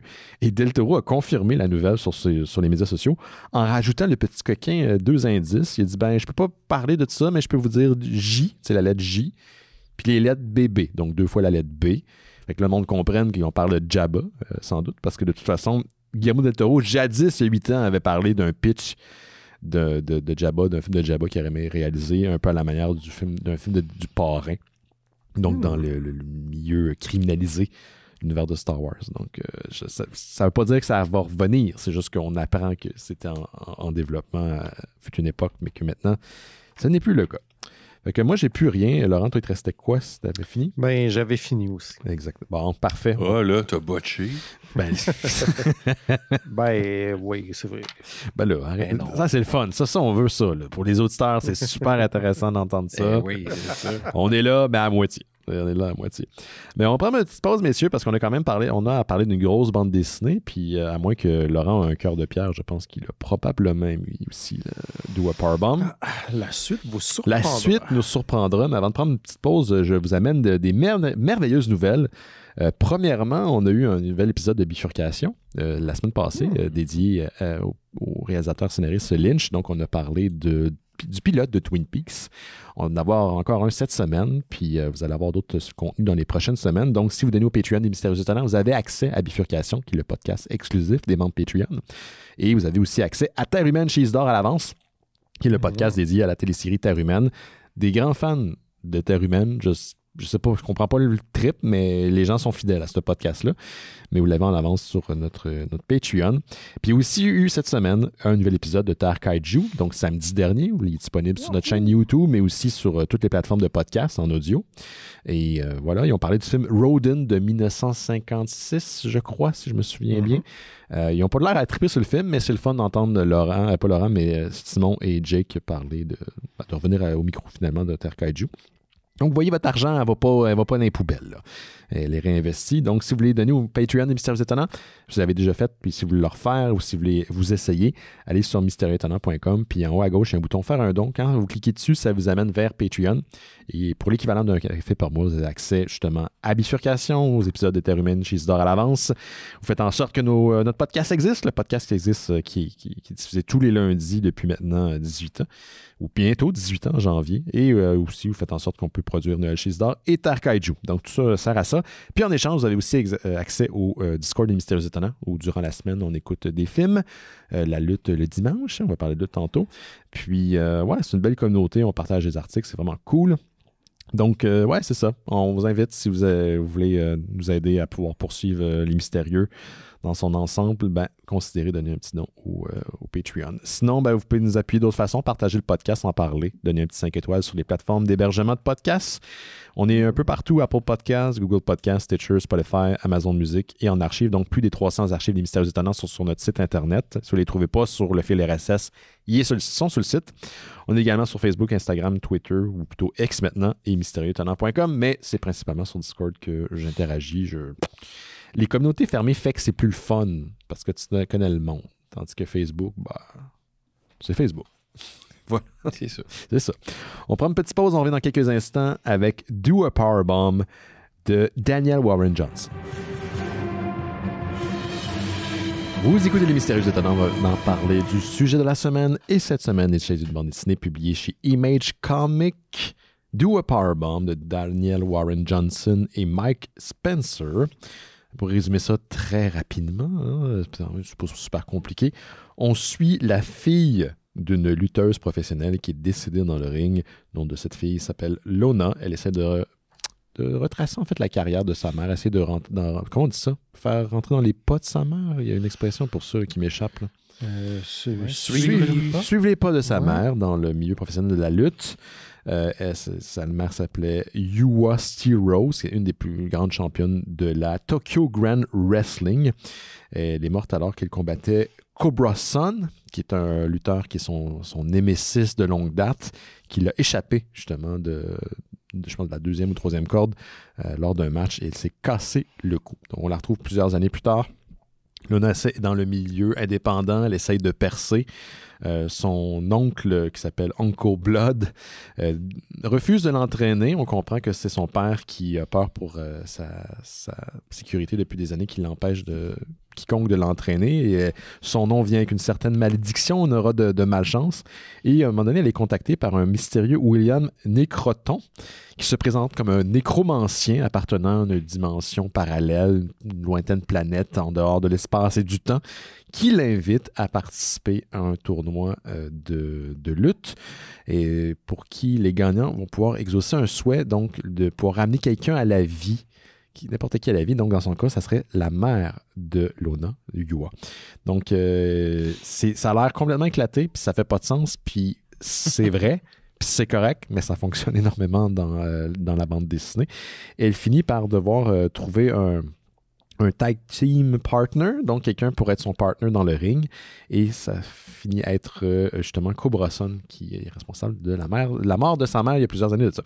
Donc voilà, c'est pas compliqué, on vous rappelle qu'en dernière partie d'émission, on spoil, et donc on va rentrer dans les gros spoilers ici, donc si ça vous intéresse, faites pause, allez lire la bande dessinée et revenez, mais sinon embarquez-vous, là, attachez-vous avec la broche parce qu'on part. Rapidement, avant de commencer, Gauthier, est-ce que tu as aimé la bande dessinée Do a Powerbomb? C'est ça, comme je te disais avant l'émission en pré-show, moi je connais pas énormément le milieu de la lutte. Mm-hmm. Comme tout le monde, quand j'étais jeune, j'ai écouté certains matchs qui ont été très populaires à l'époque de Yokozuna puis d'Undertaker. Donc je connaissais les grands tropes de la lutte. J'avais beaucoup aimé d'ailleurs La lutte de Mathieu Poulin aux éditions de ta mère. J'en avais d'ailleurs parlé au Mystérieux Étonnants. Mais en dehors de ça, je me considère pas comme quelqu'un comme un fan de lutte. Fait que j'arrivais un peu avec certaines appréhensions. Mais je vous dirais que dès l'introduction de la bande dessinée où Daniel Warren Johnson parle des raisons qui l'ont amené à écrire cette bande dessinée-là, c'est-à-dire qu'il y a eu des nuits entières à passer, à bercer sa fille qui était bébé. Il y avait vraiment beaucoup de temps libre, puis il y avait la télé ouverte, puis il écoutait la lutte, puis il a décidé de décrire cette espèce d'hommage-là à la philosophie de la lutte pour aussi permettre aux gens de comprendre, des gens qui ne connaissaient pas nécessairement la lutte, de pénétrer cet univers-là. Puis j'ai adoré, peut-être parce que justement je connaissais pas vraiment la philosophie derrière ça, ou pas la philosophie, mais l'émotion derrière la lutte, l'univers de la lutte. Puis ça m'a vraiment fait embarquer, là, tête première. Puis moi, je pense que pour ce que ça veut être, c'est un sans faute. Ouais, c'est presque une BD parfaite, mais on va voir si Laurent partage son opinion. Qu'est-ce que t'en penses, toi, Laurent, de Do a Powerbomb? Il arrive un moment, là, quand c'est des créateurs que tu suis depuis longtemps, tu sais. Là, ça fait une couple de Daniel Warren Johnson, dont on parle au show. Là, on avait fait Murder Falcon. On avait-tu fait son Wonder Woman? On a fait son Wonder Woman, oui, exactement. Dead Earth. Puis, tu sais, il arrive comme un moment où tu prends les auteurs un peu pour acquis, tu sais, comme tu dis, ah ouais, ça va être bon, mais là, je sais à quoi m'attendre, tu sais. Ça peut pas être aussi crinqué à 11 que ces autres bandes dessinées. Eh bien, maudit que j'ai ravalé mes paroles, tabarnouche, j'étais comme, je savais pas dans quoi je m'embarquais, autre que c'est cet auteur-là qui allait faire une BD de lutte, je savais pas que je m'embarquais dans un mortel combat épique qui culminait avec un match de lutte avec Dieu en personne. Pour vrai, rendu Dieu, là, j'étais comme... Dieu! C'est malade. C'est malade. Là, j'étais comme, pourquoi pas? Là, rendu là, je suis all-in, puis allez-y. Puis, encore une fois, oui, c'est complètement tata, mais j'ai des feels. Il réussit tout le temps à te faire, tu sais, comme à t'amener une émotion intense de la vraie vie auquel tu peux relate dans ces pitchs-là qui font aucun esti de bon sens. Puis tu le vois pas venir, tu sais, t'es comme, pourquoi j'ai des émotions autres que Dieu, tu sais, comme... Tu sais, ça serait juste ça serait déjà impressionnant, tu sais, mais non, il te donne des feels en même temps, tu sais. Quel auteur incroyable. À partir, c'est pour ça que les gens ont hâte de voir son Transformers, parce que une franchise établie là, comme Transformers, puis c'est Warren Johnson qui est derrière, là, ça va être quelque chose. Mais pas retourner dans le Energonverse, parce que j'en ai parlé la semaine passée. Moi, je peux dire que j'étais appréhensif, là, j'étais curieux, parce que j'adore ce qu'il fait, mais je m'attendais pas à rien de particulier. Et, man, j'ai embarqué à 120%. Là. Alors, on va aller jusqu'à 150%. Parce que je trouve que c'est une BD qui visuellement est incroyable. C'est super beau, c'est vibrant, c'est comme de la physique qui se peut pas, mais qui fonctionne dans le cadre de la BD. C'est hyper expressif, c'est un mélange entre Dragon Ball, Mortal Kombat, puis Last Man également. Tout y est, puis les personnages sont beaux, puis à la fin, écoute, j'avais une larme aux yeux, j'ai pas vu venir ça, c'est bien écrit, les couleurs de Mike Spencer sont incroyables, c'est vibrant. C'est comme, je pense que c'est un exemple parmi plusieurs là, que dans sa proposition, c'est une BD qui est parfaite. Ça ne veut pas dire que c'est la meilleure BD, mais la proposition, son exécution, c'est pour moi parfait. On parlait de Mad Max tout à l'heure, puis j'ai vraiment senti le même genre de plaisir qu'en regardant Fury Road. Puis tout ça, c'est juste pour expliquer que c'est une BD de ta poche. Avec une histoire super simple. De lutte. Avec des archétypes, des clichés. Mais est-ce que c'est bon? C'est comme Mad Max Fury Road. C'est super simple. C'est un U-turn dans le désert. Il y a un méchant, puis il y a des gentils. Mais est-ce que c'est bon? T'sais? Exact. Puis c'est vraiment la preuve que c'est compliqué faire ces genres d'histoires-là aussi. C'est pas facile. Oui, c'est pas parce que c'est cliché, entre guillemets, que c'est facile. Non, c'est ça. Il y a des bons auteurs qui sont capables de faire ça. Il y a des mauvais auteurs. Il y a plein de monde qui se pète la gueule en essayant de faire ce genre d'histoire-là. Puis je pense qu'il faut vraiment être un storyteller hors pair pour justement faire une BD de ta poche où tu t'en crisses pas des personnages puis qu'il y a des enjeux qui sont super simples. Tu sais, je veux dire, Lona, tu l'as bien expliqué, sa mère est morte. Il faut qu'elle tag team avec le némésis de sa mère qui l'a tué sur le ring par accident. Au tiers de la bande dessinée, oh my god, on apprend que le némésis, là, on spoil, le némésis de sa mère, c'est son fucking père. Man, ça, là, j'ai fait comme quoi? Pour vrai, j'étais comme... J'étais comme, c'est-tu moi?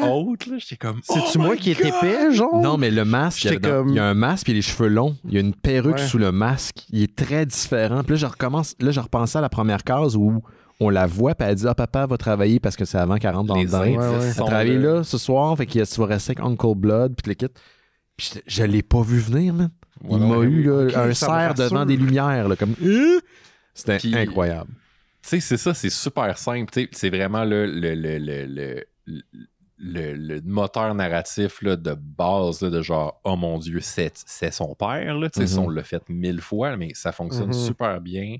Puis, tu sais, j'ai vraiment. Puis là, je connais pas beaucoup la lutte. Là, OK? Fait que si je dis des astiniaiseries, dites-le moi. Là, mais j'ai l'impression que c'est l'essence même de la lutte. C'est ça. C'est de.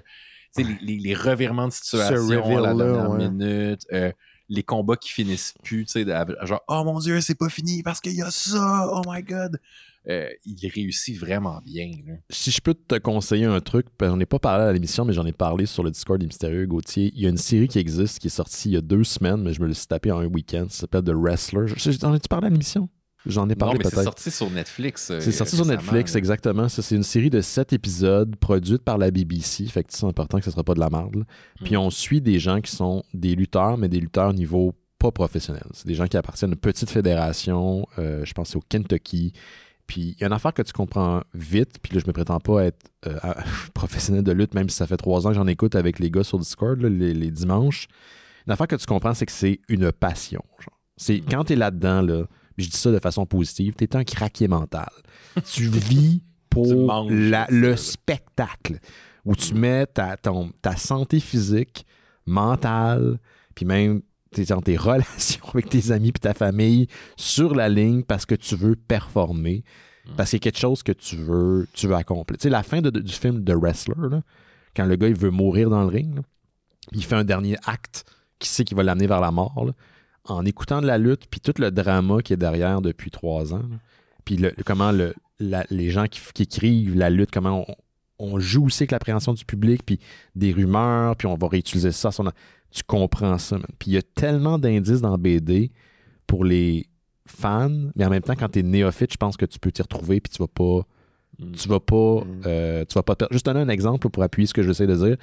Quand Luna retrouve Cobra Sun, qui est le némésis de sa mère, il performe dans des matchs genre où il se tapoche avec des barbelés sur des battes puis des chaises. Puis ça, il y a des amateurs de lutte qui triplent là-dessus, puis il y a des amateurs qui trouvent ça facile parce que c'est juste du sang pour du sang. Puis c'est adressé, c'est une ligne dans BD. Puis je fais « Ah, man, il est en train d'expliquer au monde qui connaissent pas le milieu, qu'est-ce que ça veut dire. » Je trouvais que c'est super bien balancé à ce niveau-là. Il y avait ça dans le documentaire Beyond the Mat. Beyond the Mat, oui. C'est un vieux documentaire début des années 2000, là, mais sur... j'ai oublié son nom, là, mais tu suis une couple de lutteurs, puis il y en a un justement là, qui fait des tournées de stades un peu push, puis qui c'est comme super plus dangereux, puis moins surveillé, c'est comme un peu misérable. Là, ouais. En tout cas, moi j'avais ce référent-là pour avoir vu pas beaucoup de matchs, mais le documentaire, fait que... J'aime bien que le nécromancien qui vient voir Luna pour lui proposer de faire un tournoi pour ressusciter sa mère, parce que c'est un vrai nécromancien. Un vrai nécromancien. Donc, un magicien qui contrôle les pouvoirs associés à la mort. Puis lui, il vit sur sa planète, puis il est exilé sur sa planète, fait qu'il n'y a rien à faire. Fait qu'il a écouté la télévision, puis il a vu que sur Terre, il y avait la lutte. Mais étant donné qu'il a juste écouté ça à la télévision, il pense que c'est vrai. Il pense que c'est vrai parce que dans les autres dimensions, c'est vrai. C'est ça. Fait que le tournoi qui organise, c'est un tournoi où les gens se tapochent dessus pour vrai. Puis je trouve ça le fun que ça vient aussi rendre honneur aux lutteurs en voulant dire...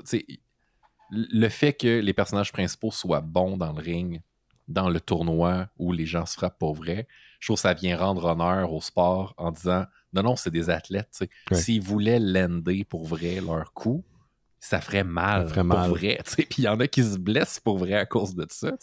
Fait que ça, je trouve ça, c'est vraiment une lettre d'amour, là, la lutte. Absolument. Puis au-delà de ça, il s'est vraiment inspiré des récits fondateurs, là, je trouve, pour faire ce... c'est vraiment... C'est le degré zéro du récit héroïque, là. C'est-à-dire, t'as un être cher qui est décédé, tu vas accomplir des épreuves pour le sauver, le ramener à la vie. Ça, c'est l'épopée de Gilgamesh. C'est vraiment le récit fondateur. Puis c'est ça. Tu vas au paradis pour récupérer. C'est quoi, le Dante? C'est la même affaire. En enfer pour récupérer ça. Je veux dire, Homère, l'Odyssée d'Homère, c'est ça aussi. Fait c'est un récit classique fondateur comme ça qui est vraiment super bien fait. Moi, pour vrai, je suis allé sur Goodreads comme, juste après ma lecture, j'ai mis 5 étoiles, j'ai fait une critique, j'étais comme, c'est tellement bon. Il y a une édition grand format en noir et blanc qui existe. Mais pour vrai, là, je veux s'en parler parce que moi, ça m'a éclaté. J'ai trouvé ça exceptionnel, le travail de Mike Spencer sur la couleur. Ça va avoir l'air bizarre ce que je veux dire, mais la couleur est un personnage dans ce film-là. La couleur est tellement bien marquée. J'ai du film à regarder.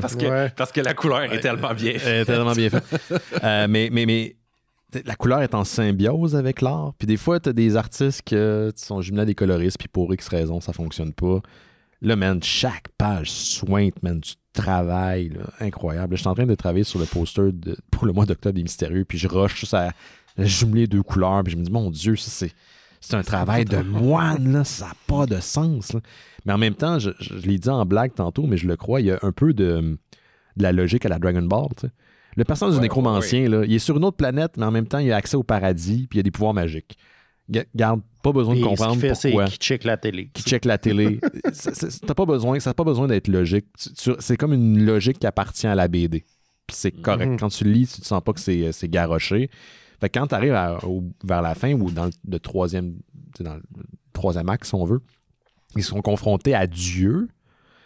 C'est comme, OK, on va là. Le son est à 10, mais là, on le met à 11.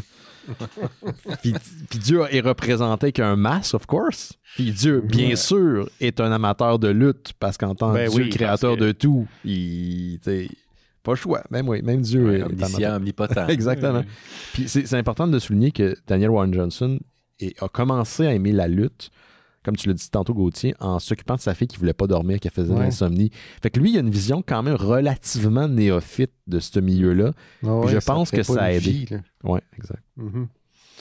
Puis moi, je voudrais qu'on parle un peu, parce que c'est vrai qu'on a eu du fun à la lire, mais je veux dire, en tant que dessinateur, là, Johnson, moi, pour quelque chose qui est aussi du mouvement et des sons que de la lutte, là, qu'on s'y croit autant que ça, je trouve ça incroyable. Il y a un travail sur les onomatopées, puis comment ils sont placés, puis comment ils sont choisis, qui est comme hallucinant, là, genre, tu entends toutes les prises.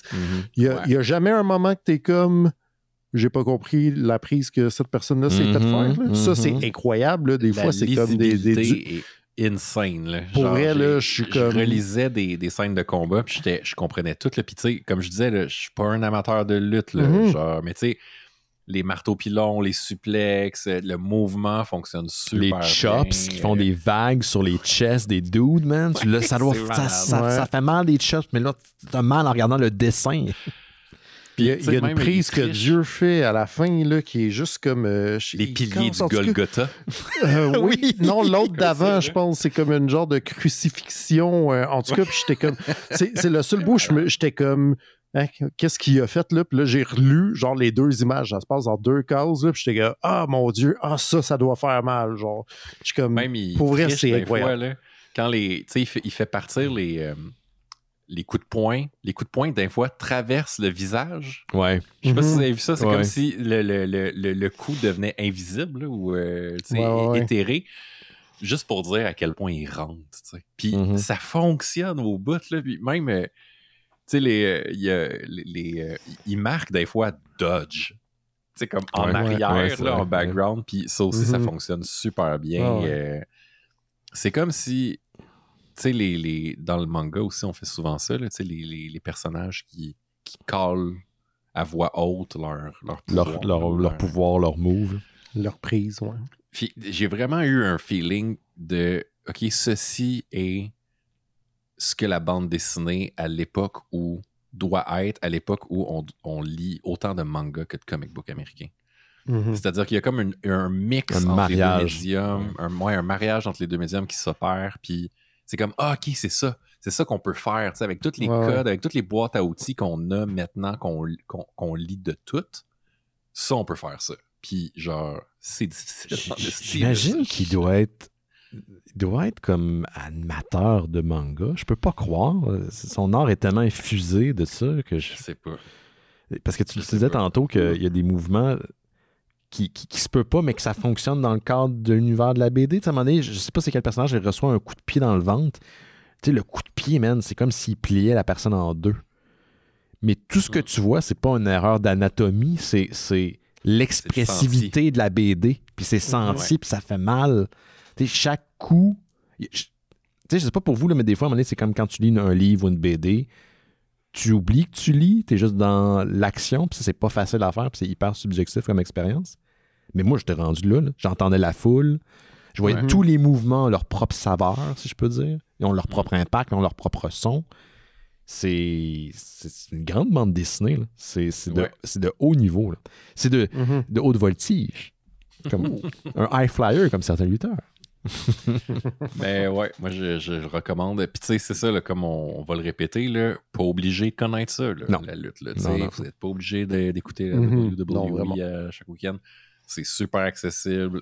Pour vrai, c'est une leçon de bande dessinée.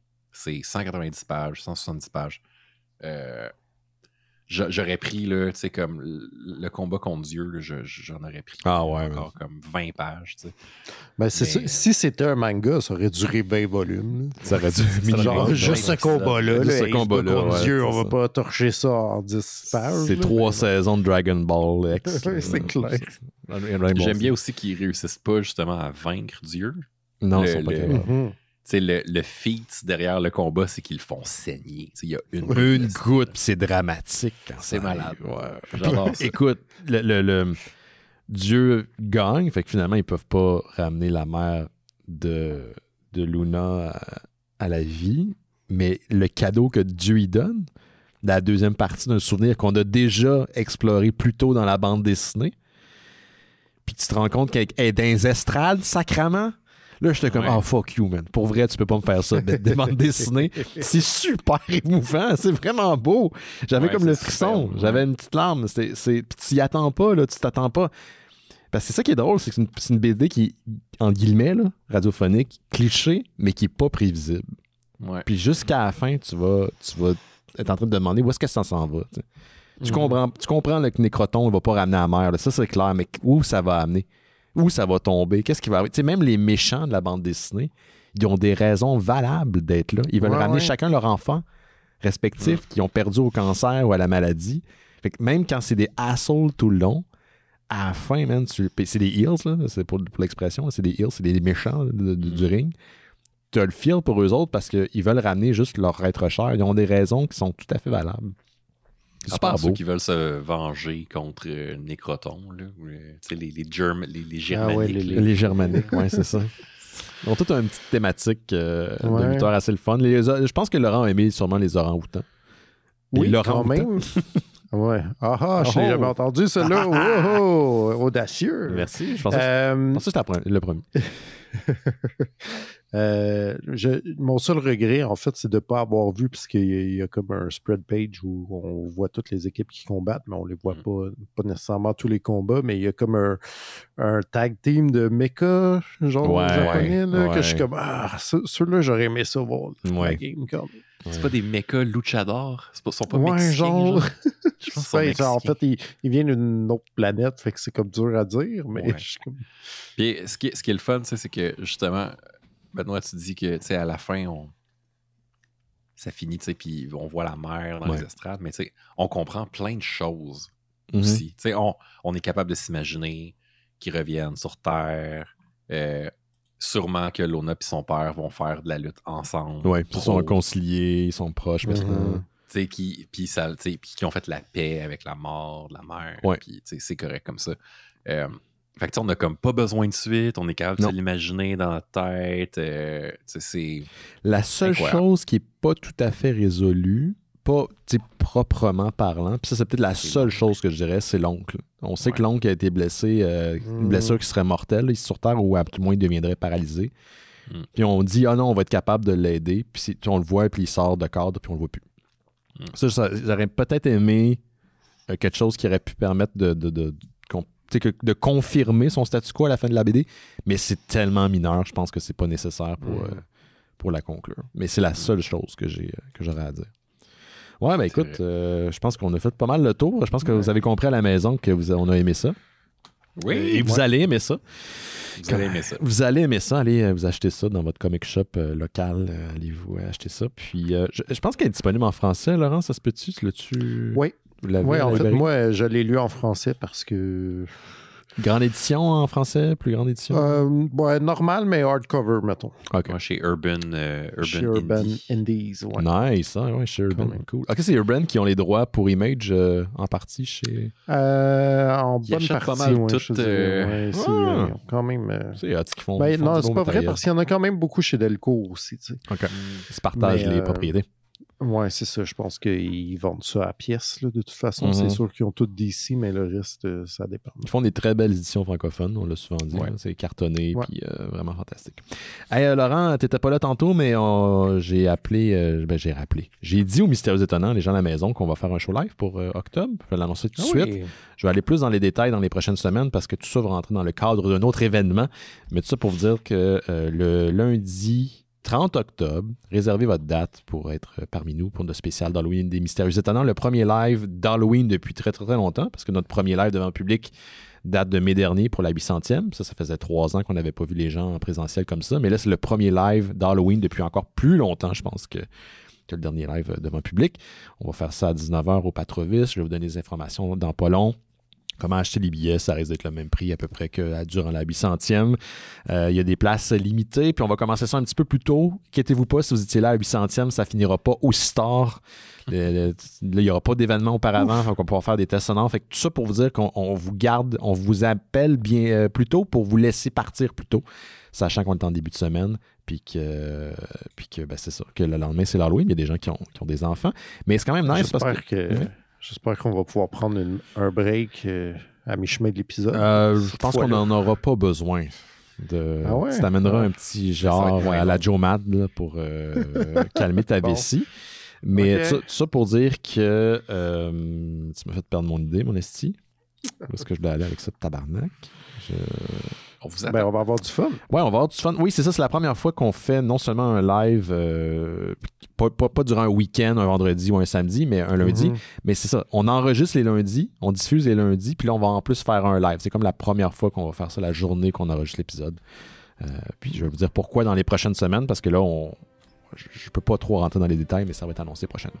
OK, on se voit la semaine prochaine, tout le monde. Faites attention à vous autres. Premier show d'Halloween la semaine prochaine. Puis en attendant, allez jeter un petit coup d'œil au Discord puis au Patreon. OK, bye! Ciao! Bye bye!